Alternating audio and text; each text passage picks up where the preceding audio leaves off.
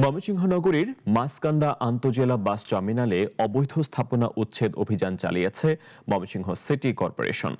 মঙ্গলবার সিটি কর্পোরেশনের প্রশাসক রুকনুজ্জামান রুকনের নেতৃত্বে এই অভিযান পরিচালিত হয়। অভিযানে টার্মিনালের ভেতরে গড়ে ওঠা বেশ কয়েকটি অবৈধ দোকান ও স্থাপনা বুলডোজার দিয়ে উচ্ছেদ করা হয়। দীর্ঘদিনের অবৈধ স্থাপনার জন্য যানজট তৈরি হচ্ছিল।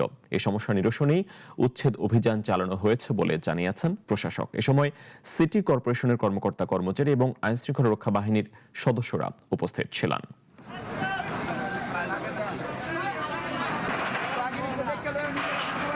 বাস রাখার জায়গা হয় না, এই বাসগুলো জায়গা না পেয়ে রাস্তায় দাঁড়ায়, সেখানে জ্যাম সৃষ্টি হয়।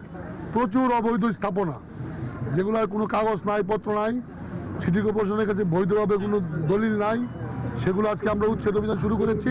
আমরা ওই পাঁচটা এটার ভিতরে বাস স্ট্যান্ড এবং খাবারের দোকান ছাড়া আর কোনো স্থাপনা থাকবে না।